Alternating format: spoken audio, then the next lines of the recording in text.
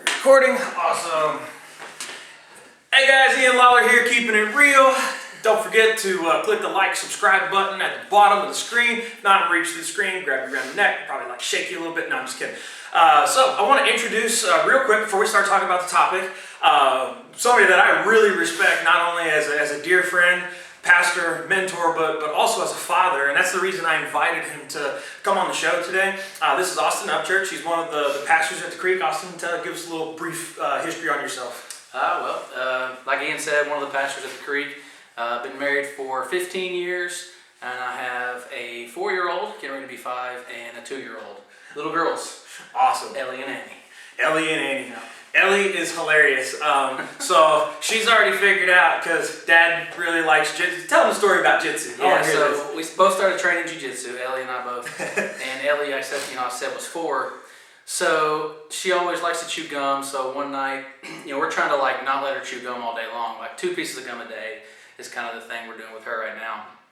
And so I'm always trying to get her to train jiu-jitsu with me. I got some mats in the basement, and so she calls it playing jitsu. And so she was asking for gum one day, and I was like, no, you've already had 1 piece. You can have another piece after your nap today. And she said, Daddy, if you give me some more gum, I'll play jitsu with you. Nice. She's figured out how to bribe me. That is awesome. So that kind of leads us into our topic of the... This new box is kind of cranked up here. It kind of leads us into the topic of the day, which is, and I posted this on our Facebook page. We're just calling this Dad Talk for today. I personally have been teaching children in martial arts. I have 3 children of my own. You guys, I'm sure, have seen them all on Facebook by now. We've got 14-year-old Lexi. She's not biologically mine, but I love her just like she was mine. Then we've got 13-year-old Aaliyah and our midget man, our 7-year-old mini-me Acadian. So we've got a pretty broad spectrum of parenting, as well as I know pastors worked a lot with kids in church as well as their parents. I work with a ton of kids in my business, Somerset Martial Arts, here in Somerset, Kentucky. Feel free to come in, like our Facebook page, leave us a review if you want, or come in, try a free class. But some of the things that I've been hearing as of late just are kind of mind-blowing to me, how much I feel like parents, and there's no polite way to say this, almost allow their children to dictate what goes on in the home. And one of the biggest reasons I really wanted you to be on this show today was Austin and I have known each other for several years now, but I've only really been hanging out strong for about a month and a half ish. And he brought his little girls over here last week. We had a nice little fire. They all made not marshmallows. They did make marshmallows. What are those? S'mores. There you go, s'mores. And but little Annie, the 2-year-old, she threw something down on the ground. And unlike a lot of parents that I've seen, Austin immediately was like, no ma'am, you need to pick that up. And she was a little reluctant. She's a typical 2-year-old, do I really got to, Dad? But ultimately, she turned around. She knew that Austin was the authority figure. Dad was right. Turned around, picked it up, handed it to him, trash wound up in the trash. And I just don't feel like we see things like that too often. An example that I would like to give, I'm not going to use any names, but not too long ago at my business, I had a parent come in, and I'm going to let you kind of tackle this after I tell you the story and see what you think. Okay. I had a parent come in, and they asked me if they could discontinue their membership because we have to sign a cancellation request for anybody that wants to quit. And anytime that happens, and at least when I'm in the facility, I like to talk to the person that wants to cancel.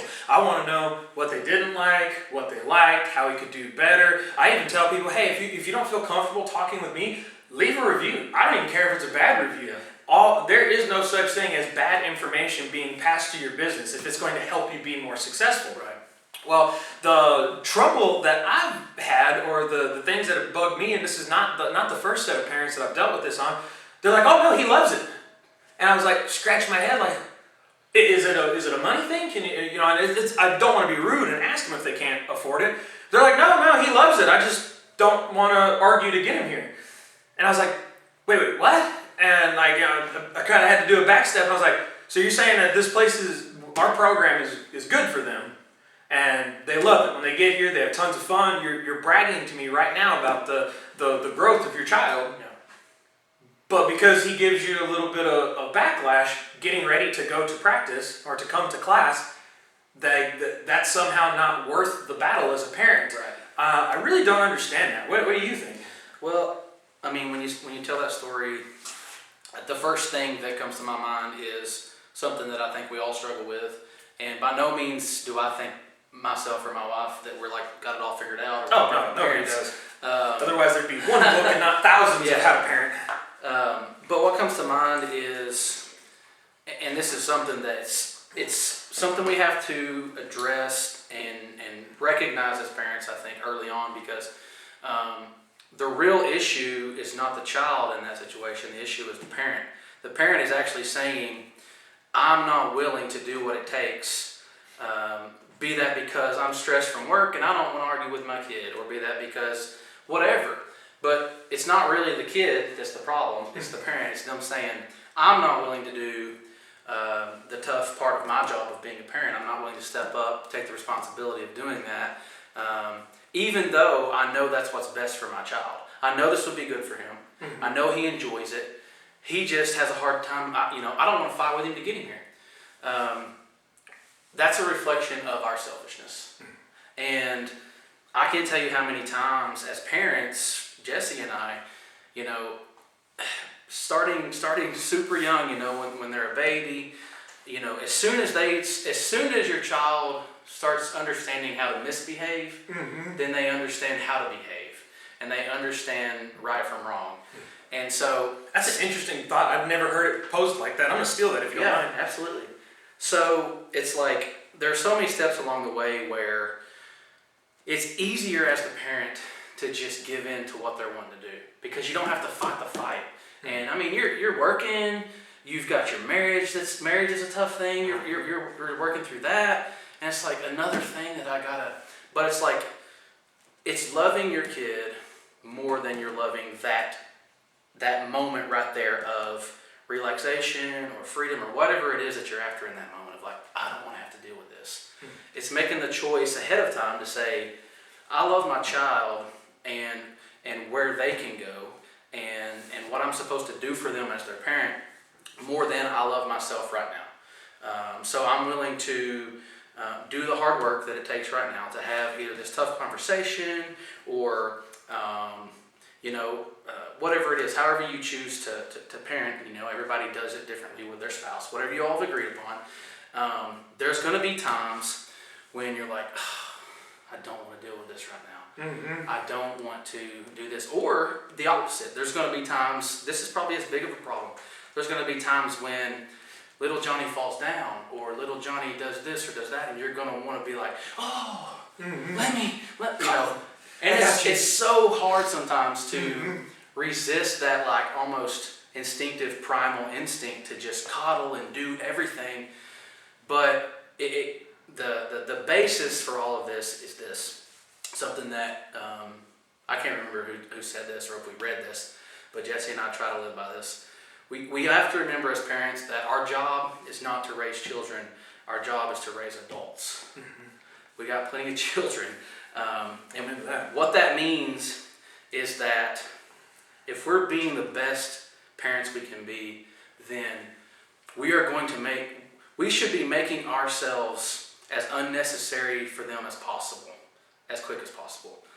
So let me say that a different way. That felt a little jumbled. Or maybe an example. I got it. Yeah. So like as soon as I can have them not depending on me, there's a principle with people who are in like retirement homes, and it is never do anything for them that they can do for themselves, because that's the only agency they have left. It's easier to walk over there and tie their shoe for them, but if they can still do that, let them have that. It's the same way in reverse for children. It's like, yes, in the morning it would be so much easier if I just went in, put Ellie's clothes on her, tied her shoes, did all that. It'd be faster. We wouldn't be late as often. I wouldn't have to be going, Ellie, if I'm telling you again, you know what I mean? But like, she knows how to put her shoes on. She's got to learn that that's her responsibility, or whatever it is. Like, as soon as they have the ability to do those things, put that responsibility on them. I mean, when they understand, just like you said with Amy, she's 2 years old, but when when we change her clothes, or when we come home, it's like, all right, take your shoes off, take your coat off. Mm-hmm. She knows where to take her coat. Hey, take your shoes back to your room, put them where they go. And it's just like having the discipline to say that all the time. Yeah, it's mind-numbing, but Oh yeah. super worth it. Okay. Let's take a slightly different direction with this, and okay, like I'm going to talk about another situation that I dealt with not too long ago. And again, a lot of what I relate to is I relate it to martial arts, my business, and speaking with potential customers. But I've seen the exact same issue happen in every sport, every activity kids can do, X, Y, Z. So I had a friend message me, and he's a good friend, love him to death, got a wonderful family, and he messages me about his son coming in to try class. And I was like, oh heck yeah, man, absolutely, go for it. He's like, well, he's a really nervous, anxious kid, and I don't know if that's going to be plausible for him. And at this time, I made it a point to double check. I was like, well, how old is he now? And he turned out to be he's 11, so a preteen basically, and is super anxious. And to me, it sounds like the parents, and I could be wrong, but to me it sounded like in speaking with them that the parents allowed the child's anxiety of new activities to severely limit what he's doing throughout the day.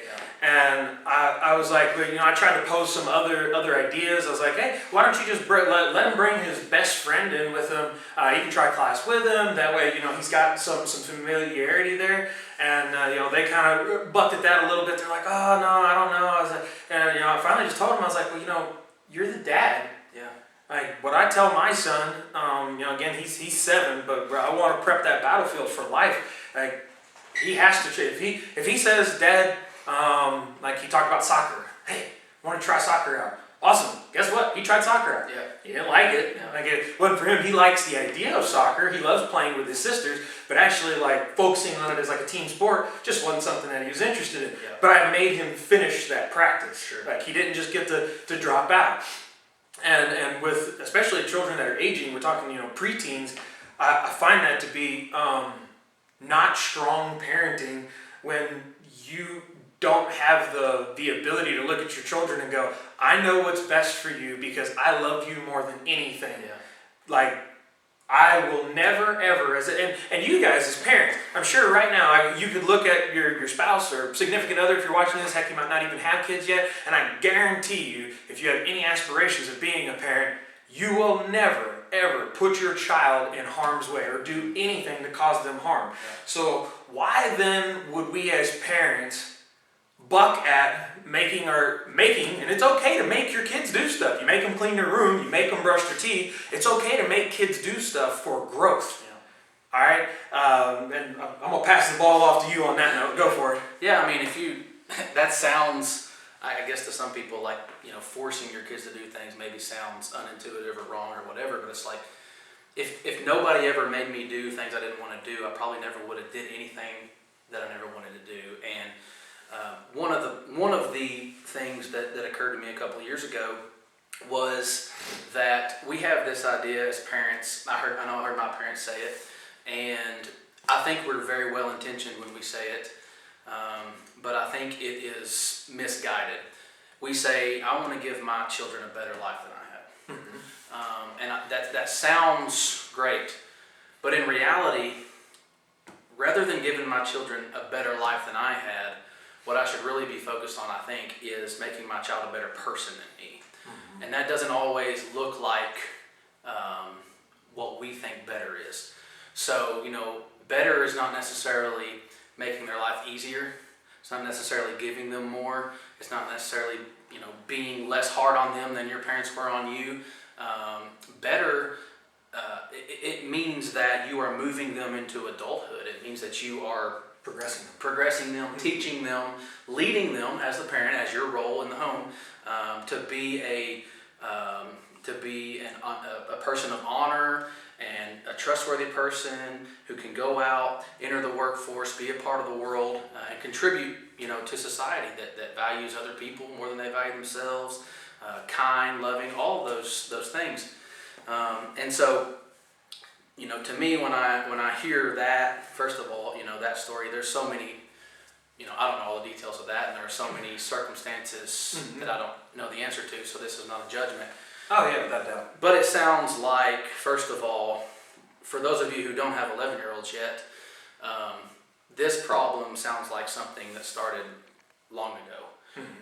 If the parent doesn't have the ability to say, hey, first of all, apparently the parent doesn't feel like they have the relational capital with their child to be able to say, hey, you're going to try this is what's best for you, and their child trusts them. Now, I know kids are kids, and they may not always like it. But Dad! Yeah. But it's like, if you can't handle but Dad, then, come on, you're going to have to, buck up a little bit, man. So, if you have young children, or if you don't have children yet, or whatever, I'm telling you, the longer you wait, the harder it's going to be. It is harder to turn the big ship than it is to set it on the right course from the beginning. So that is key. The Titanic did in fact try to miss the iceberg. It was just a little too late to move that big ship. That's right. So I think it's laying that groundwork from the beginning, having the discipline as a parent to stick to the things that you say. If you tell your child something and then they disobey, and it's like, hey, if you do this, this is going to happen. Even if you don't want to fall through with it, you have to follow through. Have to. They have to learn that you are the authority in their life, because they have to be able to respect authority as they get older and become an adult, or they're probably going to end up, if they're always bucking authority, they're probably going to end up in prison eventually. I actually said that to a friend of mine's mom not too long ago. And before I say this, if anybody recognizes who I'm talking about, one, don't post that crap on here. He's still a good friend of mine. I love him to death. But he went through a rough time. He's probably, I'm going to say he's probably 26 or 27 now. He went through a rough time, had some issues with drugs as well as distribution, things like that. And his parents kept making excuses for him over and over again. And his mother was a prominent nurse and things of that nature. But they were the ones having to foot his legal bills every time he went to jail, every time he got arrested. He had multiple stints in jail over his late teens, early adult years. Yeah. And I asked her on Facebook one day, because she was kind of picking an argument with me, because I put a meme up about, it said, one side of it was like healthy looking food and like a strong looking person. Yeah. And the other side of it was junk food, garbage, and a morbidly obese individual.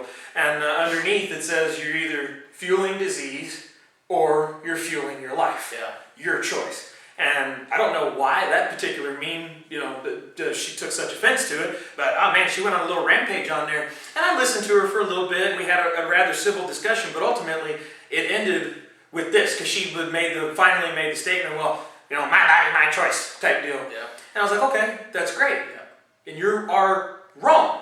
Yeah. 100% wrong. Because when you are diabetic ketoacidosis and you no longer have feet, or you're chopped off from the knee down and your husband's wiping your butt for you and you can't live a normal life anymore, then you really are a selfish individual. Yeah. And then I asked her, I was like, haven't you learned enough about other people's decisions costing you everything? Isn't it time we stop making excuses? Yeah. She could completely discontinue speaking. She actually hasn't talked to me since then, to be honest with you. Yeah. But I'm kind of one of those people, if you're going to pose an argument with me, we're going to have that talk. Yeah. And so we're talking a child that basically took 10 years of life away from their parent, which kind of pulls us into our last topic of the day, and that's disrespecting authority figures and parents. When we have kids come into the dojo, for example, I know you've seen this with Ellie there. We do not tolerate, I don't care if class has been over for 20 minutes and the child's still in the building. I've seen children raise their voice to their parents in my presence. That does not happen. Yeah. I will absolutely yoke that child up, take them out on the mats, and we can do burpees, wall balls, wall sits, and push-ups until they cry. Yeah. Because in my opinion, if a child is willing enough to scream at their parent, act horribly disrespectful, then they're in a position to where in my opinion, I should break them like a horse. We had an old saying in the military: pain retains. I do not believe in spanking children. I've very, very rarely ever like swatted my kids or anything like that. But let me tell you what, 3 minutes of wall sitting for a 7-year-old is like 4 years in hell. Yeah. They do not like that. Them little legs start shaking like a dog crapping razor blades, and I promise you, it's an attitude readjustment. Yeah. You're like, okay, dude, I'll crush you. Like, don't play games. And like, I have like my son's tried that with me before. He'll be like, well, I'm just not gonna do it. I'm bigger and stronger. I will physically make you do it. Yeah. Because you don't understand. That's not the way this relationships work. I'm the parent, you're the child. Right. You do is what's told and what's expected, or there are consequences. Right. Now, the upside of that is, and where I think this is probably a part that parents don't pay enough attention to, and again, this is just my opinion, as much as we give consequences for negative behavior, I think we as a society, and I see it, don't validate real positive behavior with good consequences. And in my opinion, it's because we celebrate stupidity. Here, I'll take this. Every year we have a graduation. Doesn't matter what grade they're in.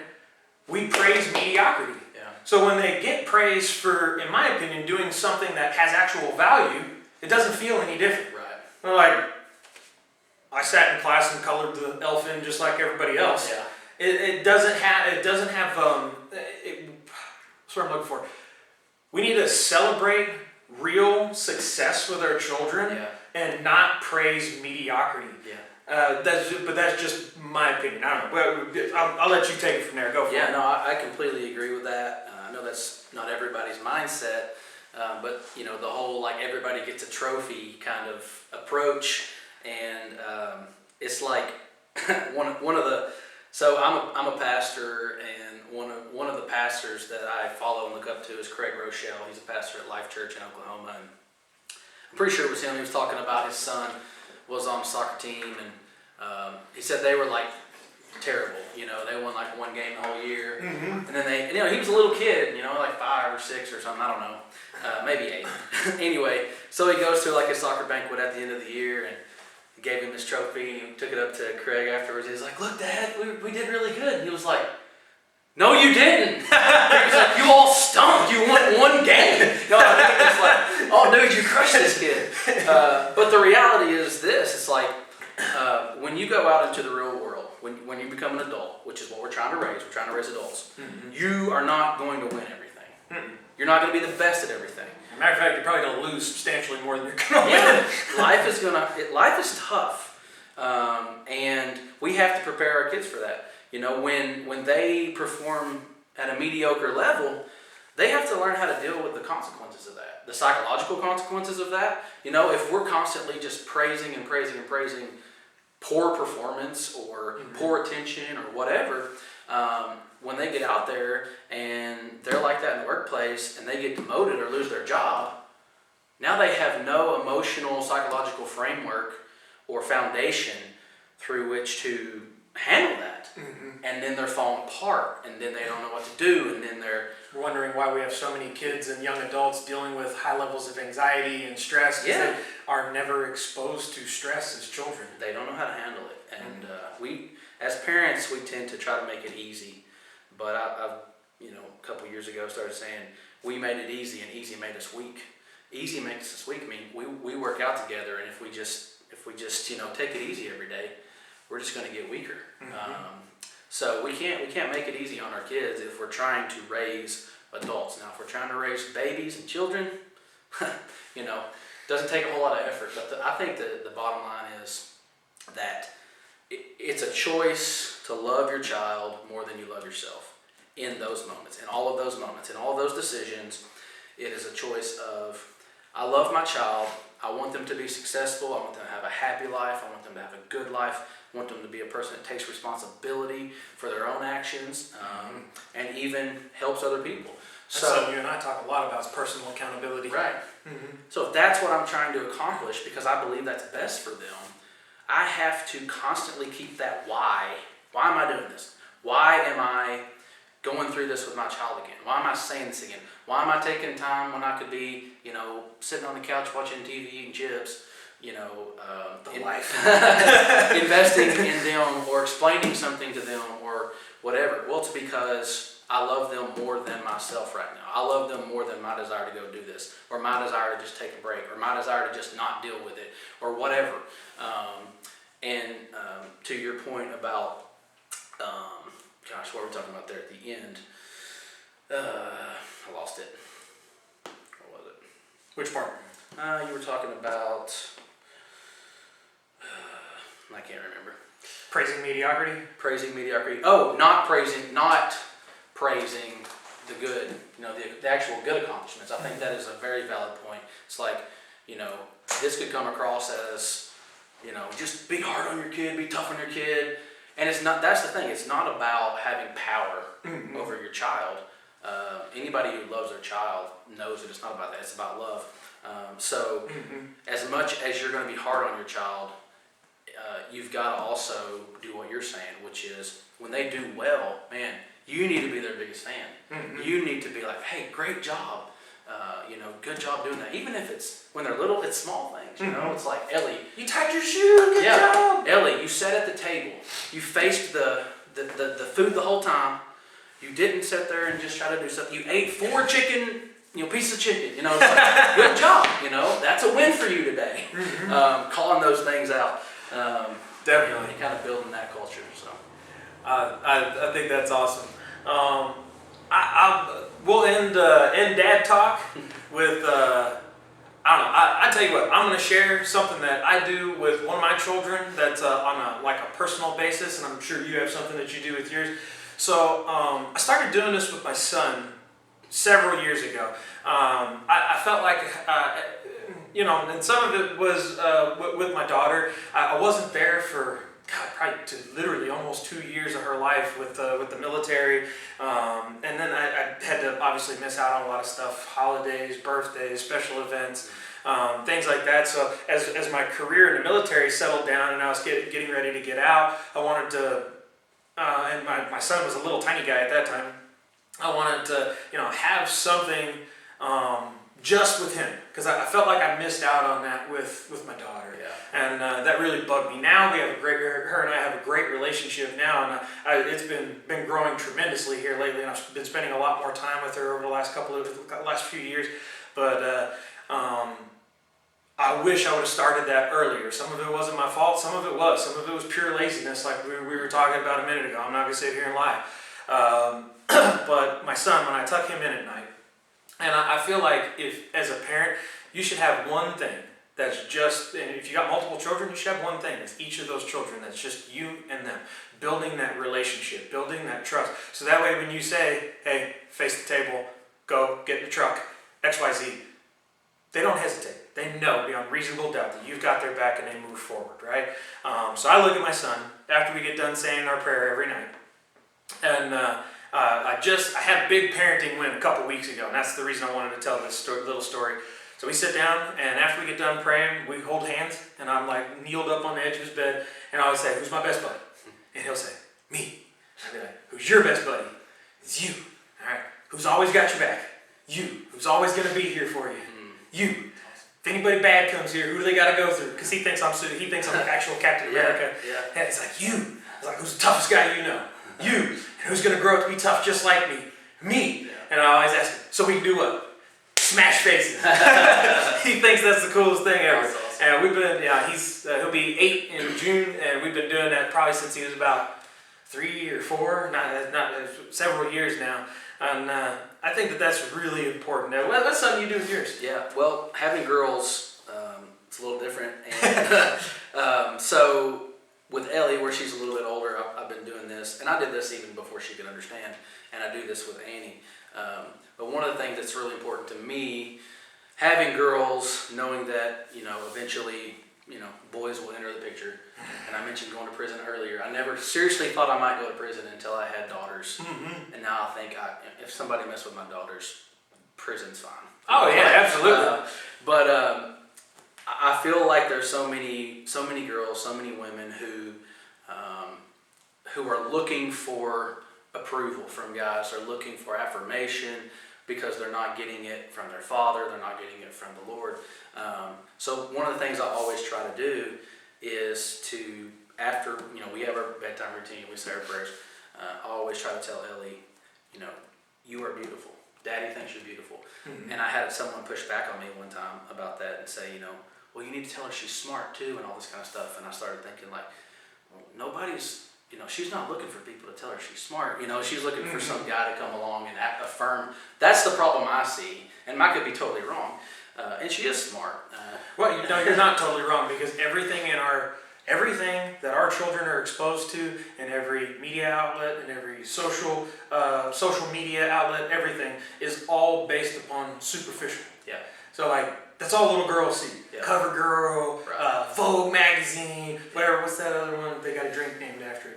Cosmopolitan. Yeah. Every stupid 16 and pregnant freaking TV show and nonsense like that. Right. That's all based on the superficial. So unfortunately, you're right. That is what children are, especially young girls. That's what they're looking for. They see, whatever their favorite pop star, country music singer, or whatever actress in TV. And they're like, oh, I want to be like that person. Yeah. So that's really good. But sorry, I didn't mean to interrupt you. No, you're fine. And two, I know what guys are looking for. I know what guys are interested in. So I want my daughters to know that I think they're beautiful, and that I desire, them and to be with them, and that I love them. And so that's one thing that I try to do with them and instill in them. The other thing, more so with Ellie at this point, is anytime she does mess up, I'm really trying to drill into her now, okay, once we've dealt with it, we've talked about it, you've said your apology, whatever you needed to do to make it right and own it.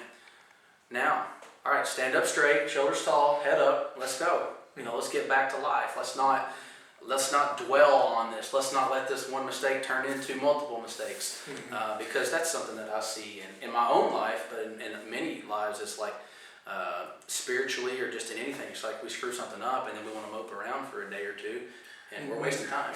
Not trying to be rude by any means. This is going to sound sexist. Sorry if you don't agree with me. Girls are worse for that. Yeah. They are worse for what I refer to it almost as situational depression. Yeah. Like if you go to any of your friends' house that have multiple teenage children, the boys are out running, the girls are sitting in their bedrooms. Yeah.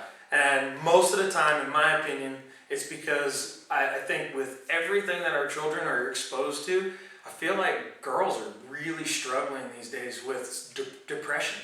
And realistically speaking, if you have a macro view, our poor in this country are rich compared to the poor of Kenya. Yeah. You know what I'm saying? Sure.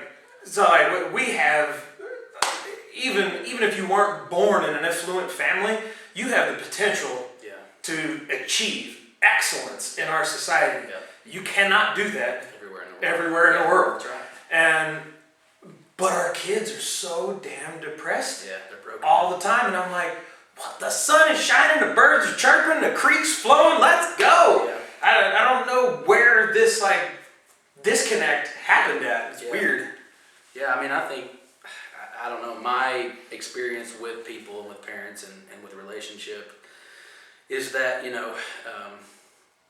as parents, we just get so sucked into our lives and so self-absorbed and worried about getting through the day-to-day. It takes intentionality to parent well. It takes intentionality and making those hard-line decisions. And it takes, this is a big key, you and your spouse, if you're still together, if you're separate and can have civil conversation or semi-civil conversation, coming to some level of I'm out. some level of agreement to say, all right, this is how we're going to parent. And pro tip, have that conversation before you have a child. If you're thinking about having a child. Pro tip, I like that. What are we going to do in this situation? We have an infant and it's the middle of the night and she's fed and she's not sick and she starts crying. Are we running into her room and picking her up every time?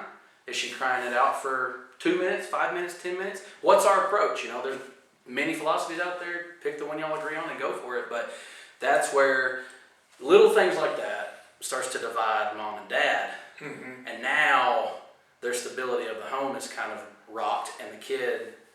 And So- 1 in 5 marriages now end in divorce. Yeah, for sure. Or excuse me, 1 in 5, one half, 50%. I don't know why I said 1 out of 5. 50% end in divorce. And I think second marriages are like over 60%, Really. if I'm not mistaken, end in divorce. But that's a really sad trait. Maybe we need to hit that up on one of our Hit marriage. Yeah, why not? Yeah. Get both our spouses in here and do an episode. Yeah. Here, guys, leave some content for us. Let us know if that's a topic you'd like for us to cover in the future. And again, me and Austin both, we wish you all well. Like, subscribe. Don't maybe reach through the screen and choke you like I was talking about a minute ago. And again, leave some comments for us. Talk at you guys later. Peace.